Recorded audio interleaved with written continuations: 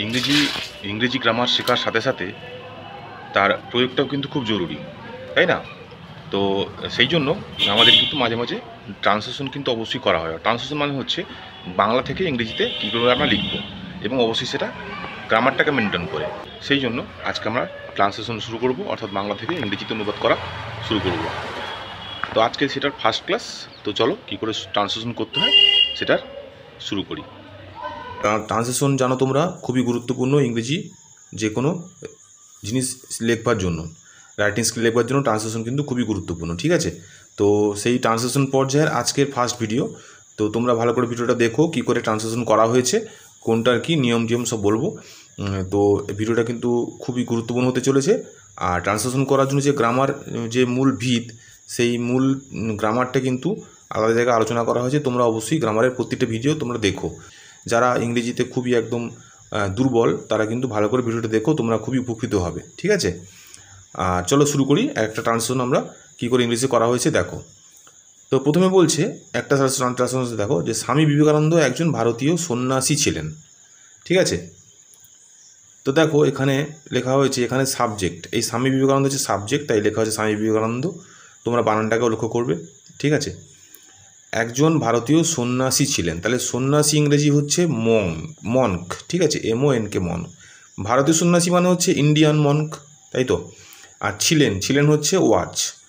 আর একজনকে বলা হয়েছে অ্যান, এখানে একজন হচ্ছে অ্যানকে বোঝানো হয়েছে। তাহলে অ্যানটা কেন বসছে এখানে এই যে ইন্ডিয়ান শব্দটার আগে ভাওয়েল হয়েছে, যার কারণে ভাওয়েল দিয়ে শুরু হওয়া কোনো শব্দর আগে কিন্তু অ্যান বসে, তাই এখানে অ্যান বসছে, ঠিক আছে? তাহলে সেন্টেন্সটা হলো এই রূপ যে Swami Vivekananda watch an Indian মনক, ঠিক আছে?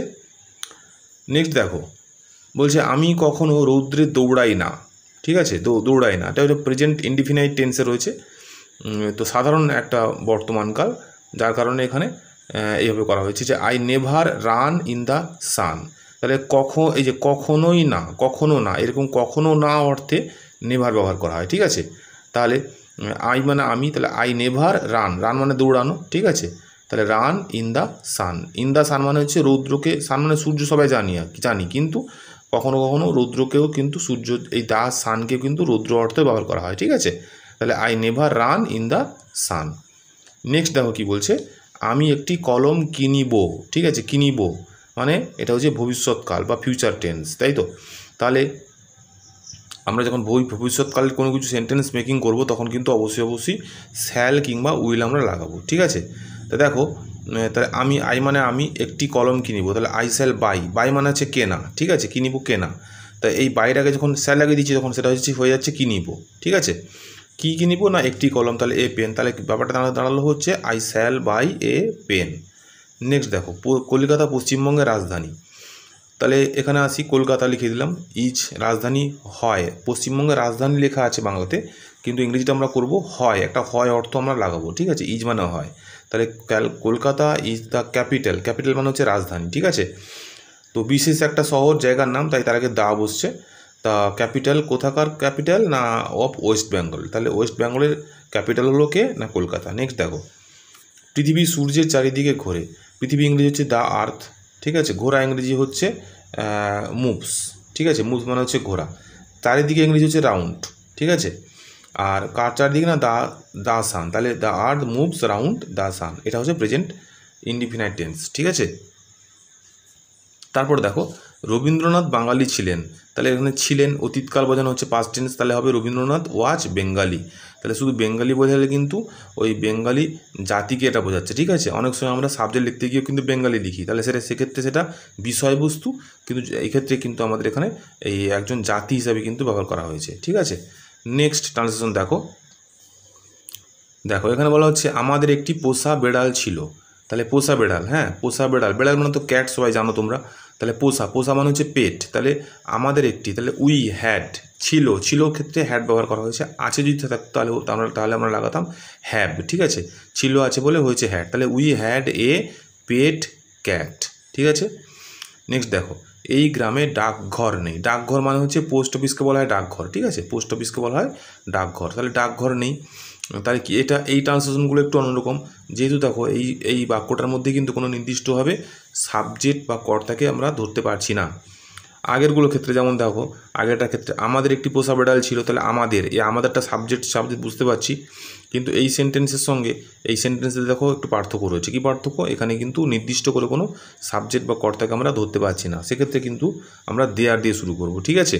যদি সেটা প্লুরাল নাম্বার অর্থাৎ একাধিক হয়, বহু বচন হয়, সেক্ষেত্রে আর হবে, আর যদি সিঙ্গুলার হয় সেক্ষেত্রে ইজ হবে। তাহলে এরকম, তাহলে মনে রাখবে যে সেন্টেন্সগুলোকে আমরা নির্দিষ্ট করে কোনো সাবজেক্ট ধরতে পারছি না, সেক্ষেত্রে আমরা দেয়ার দিয়ে সেই সেন্টেন্সটা শুরু করব, ঠিক আছে।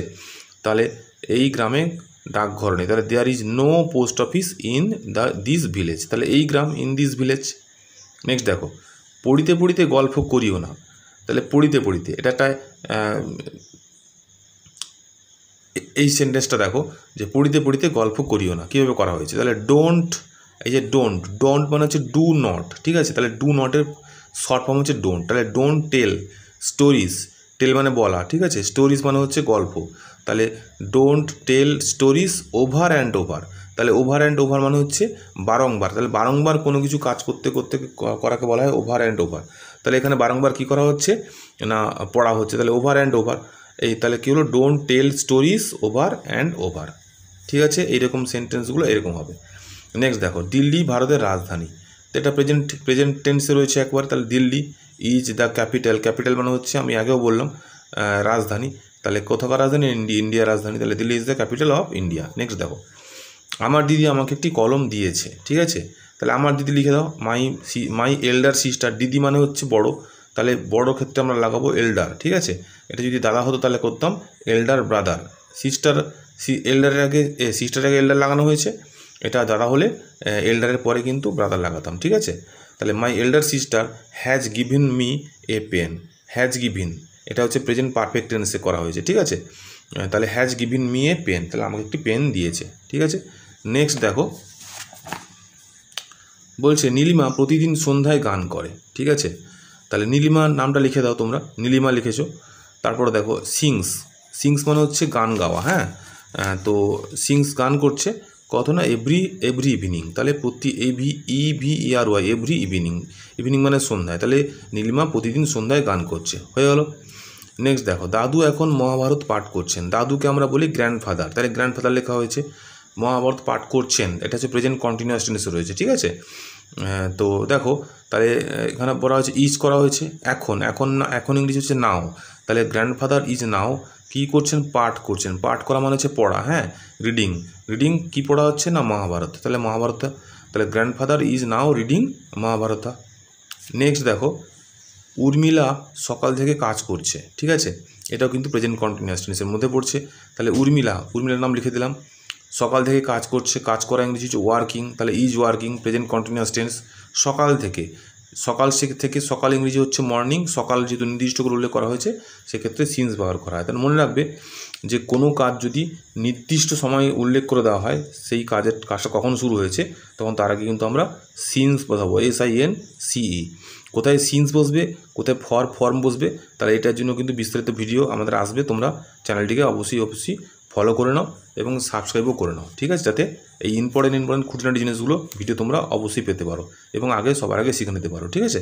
দেখো নেক্সট বলছে, বাবা আগামীকাল বাড়ি আসবেন, তাহলে আগামীকাল আসবেন ফিউচার টেন্স, তাহলে ফিউচার টেন্স আমি আগেই বলেছিলাম কি, যে শ্যাল কিংবা উইল বসবে, তাই না, তাহলে এখানে উইল বসছে, কোথায় শ্যাল কোথায় উইল বসবে তার জন্য ভিডিও তোমরা আগামীতে দেখবে, ঠিক আছে। তাহলে ফাদার উইল কাম হোম, কাম মানে আসা, হোম মানে বাড়ি, টুমোরো মানে হচ্ছে আগামীকাল, ঠিক আছে। আমি নদীতে স্নান করিব, তাহলে করিব এটা কিন্তু ফিউচার টেন্স।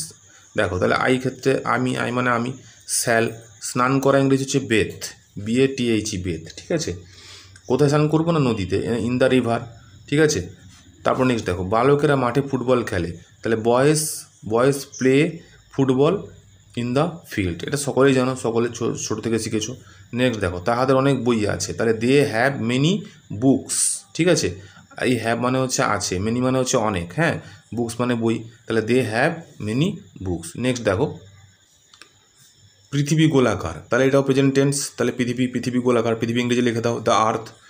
আর পৃথিবী গোলাকারটা এইভাবে ভাবে, পৃথিবী হয় গোলাকার, ঠিক আছে, ইংরেজিতে কিন্তু একটা হয় বা হই এসব লাগানো হয়, তাহলে দিয়ে আর্থ মানে পৃথিবী, ইজ হচ্ছে হয়, রাউন্ড মানে হচ্ছে গোলাকার, তাহলে দ্য আর্থ ইজ রাউন্ড, ঠিক আছে। নেক্সট দেখো, চন্দ্রে কোনো প্রাণী নেই, চন্দ্র মানে চাঁদ, ঠিক আছে। তাহলে আমরা লিখে দেবো এটা কিন্তু সে আমরা আগেরটা এখানে কিন্তু কোনো আমরা নির্দিষ্ট শব্দ বা সাবজেক্ট কোন খুঁজে পাচ্ছি না কোনটা আমরা সাবজেক্ট বানাতে পারবো, ঠিক আছে। যার কারণে কিন্তু আমরা দেয়ার লাগানো হয়েছে। তাহলে কী করবো আমরা, দেয়ার আর কোনো প্রাণী নেই মানে কি একাধিককে বোঝাচ্ছে। তাহলে there are no animals on the moon, তাহলে মুন মানে চাঁদ, তাহলে চাঁদের মধ্যে কিন্তু কোনো প্রাণী নেই, ঠিক আছে, বুঝতে পারলে। নেক্সট দেখো, তাহারা প্রস্তুত নয়, তাহারা মানে তারা আর কি, ঠিক আছে। তাহলে দে মানে তারা, প্রস্তুত নয় প্রস্তুত হয় না, ঠিক আছে, এরকম একটা অর্থে দাঁড়াবে। তখন আমরা করবো দে আর নট প্রিপেয়ার মানে হচ্ছে প্রস্তুত হওয়া, ঠিক আছে। নেক্সট দেখো, আমি তাহার বন্ধু ছিলাম মানে হচ্ছে অতীতকাল, ঠিক আছে। সেক্ষেত্রে দেখো আই ওয়াজ হিজ ফ্রেন্ড, তাহলে আমি ওয়াজ মানে ছিলাম, হিজ ফ্রেন্ড মানে তার বন্ধু, ঠিক আছে। নেক্সট দেখো, গান্ধীজি মহান নেতা ছিলেন, তাহলে গান্ধীজি সাবজেক্ট, গান্ধীজি করে দাও, গান্ধীজি করা হয়েছে ছিলেন, তাহলে এটা ও পাস্ট টেন্সে আছে, তাহলে ওয়াজ মানে ছিলেন। একজন মহান নেতা, তাহলে একজন, মানে একজন, মহান মানে হচ্ছে গ্রেট, ঠিক আছে, নেতা মানে হচ্ছে লিডার, তাহলে গান্ধীজি ওয়াজ এ গ্রেট লিডার, ক্লিয়ার। তারপর দেখো লাস্ট তোমাদের সেন্টেন্স ট্রান্সলেশনটা দেখো, যে পিতামাতাকে ভক্তি করিব, তাহলে পিতামাতাকে ভক্তি করিব অর্থে কী দাঁড়াচ্ছে না, আই উইল রোরশিপ মাই পেরেন্টস, রোরশিপ মানে হচ্ছে ভক্তি করা, হ্যাঁ, বা পুজো করা, ঠিক আছে। তাহলে আই উইল রোরশিপ মাই পেরেন্টস মানে হচ্ছে পিতামাতা। তো তোমরা বুঝতে পারলে এই ট্রান্সলেশনটা নিশ্চয়ই তোমাদের খুব উপকারে লাগবে। ডিপি ভট্টাচার্যের বই থেকে, ট্রেজার ট্রুভ অফ ইংলিশ লার্নার্স থেকে যত রকমের ট্রান্সলেশন রয়েছে সমস্ত রকম ট্রান্সলেশন কিন্তু ধীরে ধীরে করানো হবে, ঠিক আছে, যেটা তোমাদের খুব কম্পিটিটিভ এক্সামিনে খুব ভীষণভাবে গুরুত্বপূর্ণ এবং লাগবেও। আর সমস্ত রকমভাবে ইংরেজি শেখার জন্য গ্রামার শেখার পাশাপাশি কিন্তু ট্রান্সলেশন শেখাটাও কিন্তু খুব জরুরি, কারণ ট্রান্সলেশন হচ্ছে তোমাদের প্রয়োগ, ঠিক আছে। তো রেগুলারভাবে ট্রান্সলেশন করানো হবে এবং এর জন্য একটা আলাদা রকম প্লেলিস্ট থাকবে, তোমরা সেখান থেকে নিয়ে দেখে কিন্তু অবশ্যই প্রত্যেক ট্রান্সলেশন তোমরা ঘরে বসে প্র্যাকটিস করবে, ঠিক আছে। একদিকে গ্রামার শিখবে, একদিকে তার প্রয়োগটা কিন্তু ট্রান্সলেশনের মধ্যে করবে, তবে তোমাদের গ্রামার খুব ইমপ্রুভ হয়ে যাবে, ঠিক আছে। তো আজকের মতন ভিডিওটা কেমন লাগলো তোমরা অবশ্যই জানিও, কমেন্টে জানিও তোমাদের ভিডিওটা কেমন লাগলো। আর আগামী যে ভিডিওটা, এরপরে ভিডিও কিন্তু ওই ডিপি ভট্টাচার্যের বই থেকে অন্য একটা চ্যাপ্টার নিয়ে শুরু করছি, ঠিক আছে। নতুনরা যারা দেখছো সাবস্ক্রাইব করোনি তারা কিন্তু অবশ্যই করে নাও ভালো করে ইংরেজি গ্রামার শেখার জন্য। আর সকলকে, নতুন পুরনো সবাইকে অনেক অনেক ধন্যবাদ আজকের ভিডিওটা দেখার জন্য। নেক্সট ভিডিও তোমার সঙ্গে খুব শীঘ্রই দেখা হচ্ছে, ঠিক আছে, টাটা।